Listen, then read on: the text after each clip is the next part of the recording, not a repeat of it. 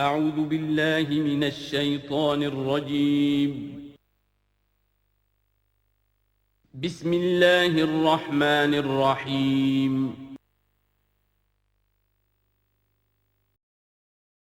ہو سکتا ہے کہ ایک امت مسلمان ہو، اس پر اللہ کے بڑے فضل ہوئے ہوں، بڑا اکرام ہوا ہو، بہت انعام ہوا ہو، پھر وہ اپنی بے عملی یا بد عملی کے باعث اللہ تعالیٰ کے غضب کی مستحق ہو جائے اور ذلت اور مسکنت اس پر تھوپ دی جائے۔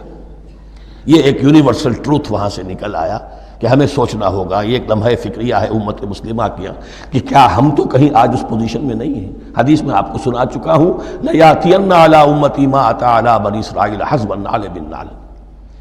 دوسرا اسی طرح کا یونیورسل ٹروتھ والا مقام تھا آخری جو ہم نے کل پڑھا ہے، ثُمَّ قَسَتْ قُلُوبُكُمْ وَهِيَ كَالْحِجَارَةِ أَوْ أَشَدُّ قَسْوَةً۔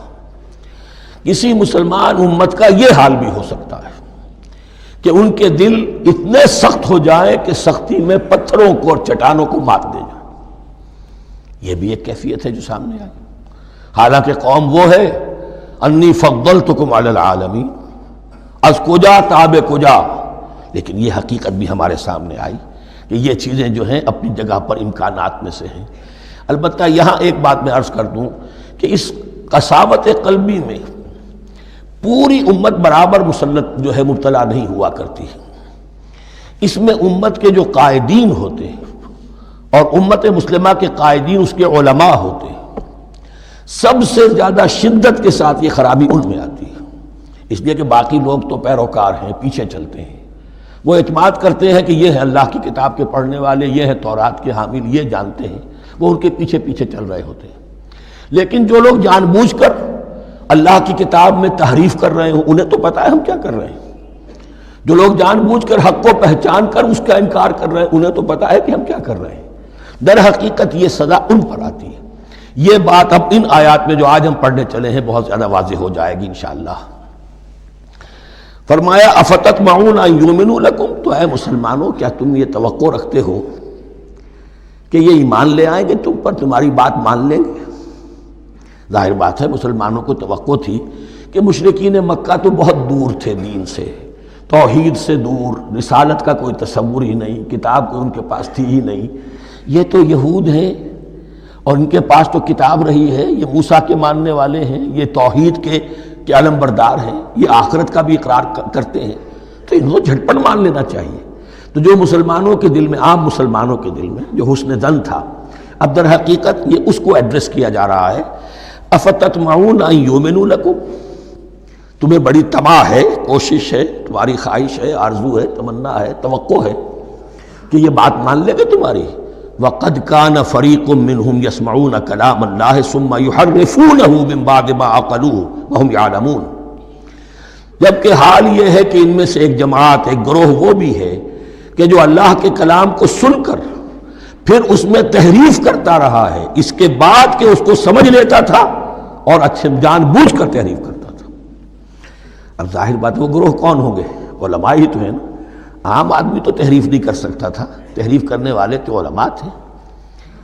افتؤمنون ان یؤمنوا لکم وقد کان فریق منهم یسمعون کلام اللہ ثم یحرفونہ من بعد ما عقلوہ وهم یعلمون وَإِذَا لَقُوا الَّذِينَ آمَنُوا قَالُوا آمَنَّا۔ اب دیکھیے ایک بات بڑی عجیب سامنے آئے گی کہ جس طرح منافقین مسلمانوں میں تھے، ایسے ہی منافقین یہود میں بھی تھے۔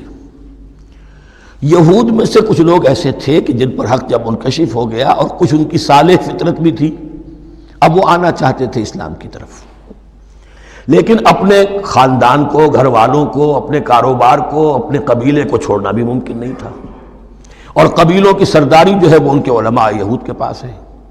تو دل ان کے کچھ صاف ساتھ آ چکے تھے اہل ایمان کے، اور جب وہ اہل ایمان سے ملتے تھے تو کبھی کبھی باتیں بھی بتا دیں، ہاں یہ بات جو محمد کہہ رہے ہیں یہ تورات میں لکھی ہوئی تھی، واقعی یہ بات یوں ہی تھی۔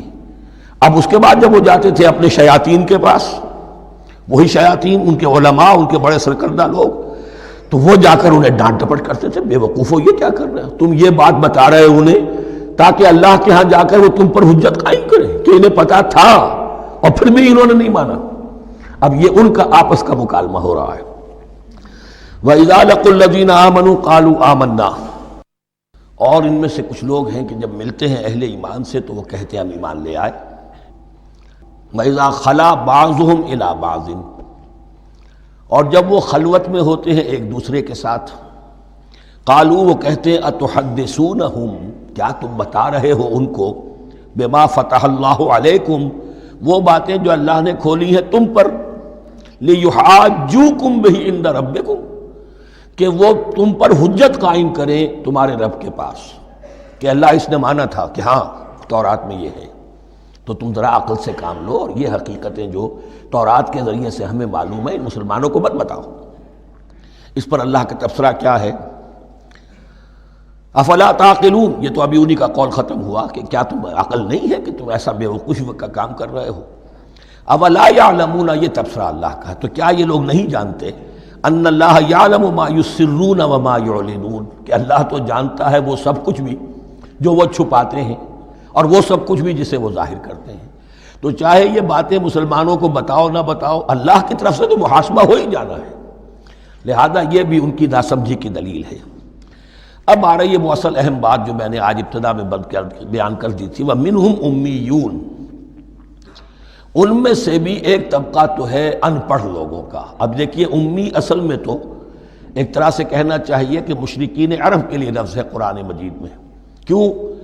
ان کے اندر پڑھنے لکھنے کا رواج بھی نہیں تھا، کوئی آسمانی کتاب بھی ان کے پاس نہیں تھی۔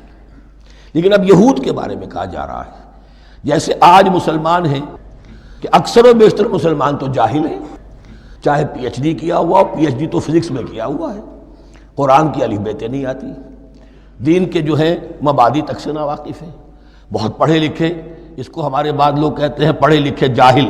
آج کی عظیم اکثریت مسلمانوں کے پڑھے لکھے مسلمانوں کی وہ پڑھے لکھے جاہلوں پر مشتمل ہے، اس میں شامل کر لیجئے ہماری اکثریت جو ہے ہی بغیر پڑھی لکھی، تو اب انہیں کیا پتہ، وہ تو سارا اعتماد کریں گے علماء پر، کوئی بریلوی ہیں بریلوی علماء پر اعتماد کریں گے، کوئی دیوبندی ہے وہ دیوبندی علماء پر اعتماد کریں گے، کوئی اہل حدیث ہے وہ اہل حدیث علماء پر اعتماد کریں گے۔ منہم امیون، اب امیون کا سہارا کیا ہوتا ہے؟ منہم امیون لا یعلمون الکتاب الا امانیہ، وہ کتاب سے تو واقف نہیں ہوتے، اپنی کچھ خواہشات ہیں کہ جن کو جانتے ہیں۔ یہ خواہشات بعد میں کھل جائے گا، یہ خواہشات کیا ہیں؟ ہم تو اسرائیلی ہیں، ہم تو اللہ کے محبوب ہیں، ہم تو امت محمد میں ہیں، ہماری تو شفاعت ہو ہی جائے گی، یہ امانی ہے۔ تلک امانیہم، اور ہمیں تو جہنم میں داخل کیا بھی تو تھوڑے سے عرصے کے لیے، ہمیں نکال لیا جائے گا، یہ امانی ہے۔ تو ان کے پاس تو یہ تو ان امانی، امنیہ کہتے ہیں خواہش، امانی اس کی جمع ہے، یہ اپنی خواہشات، انگریزی کا لفظ صحیح تعبیر کرے گا وشفل تھنکنگ، یہ اپنی اس وشفل تھنکنگ کے سہارے جی رہے ہیں، علم ان کے پاس ہے ہی نہیں۔ وَإِنْهُمْ إِلَّا يَظُنُّونَ، اور وہ نہیں کچھ کر رہے مگر ظن و تخمین، گمان ہے، ان کے اپنے من گھڑت خیالات ہیں۔ فَوَيْلٌ لِّلَّذِينَ يَكْتُبُونَ الْكِتَابَ بِأَيْدِيهِمْ، تو اصل ہلاکت اور بربادی اور ویل کے بارے میں بعض روایات یہ بھی آئی ہیں کہ وہ جہنم کا وہ طبقہ ہے جس سے خود جہنم پناہ مانگتی ہے، سخت ترین۔ تو وہ ویل، وہ تباہی جو ہے ان کے لیے ہے جو کتاب لکھتے ہیں اپنے ہاتھ سے، ثم یقولون ھذا من عند اللہ، اور پھر کہتے ہیں یہ اللہ کی طرف سے ہے، لیشتروا بہ ثمنا قلیلا، تاکہ حاصل کر لیں اس سے کچھ بڑی گھٹیا سی حقیر سی قیمت، یعنی فتویٰ نویسی جس کا معاملہ ہے۔ اب کوئی شخص آیا، اس نے ایک رائے پوچھی، انہوں نے اپنا جو بھی ہے وہ لکھا اور کہا یہی دین کا تقاضا ہے، بس یہی علم ہے، یہی اللہ کی بات ہے۔ اب اس میں کتنا کچھ واقعتاً انہوں نے صحیح بات کہی ہے، کتنی ہٹ درمی سے کام لیا ہے، کتنی کسی رشوت کے مبنی کو رائے دی ہے، خود بدلتے نہیں قرآن کو بدل دیتے ہیں، وہ کس درجہ فقیہان حرم بے توفیق۔ تو یہ ان کے علماء کا کردار تھا۔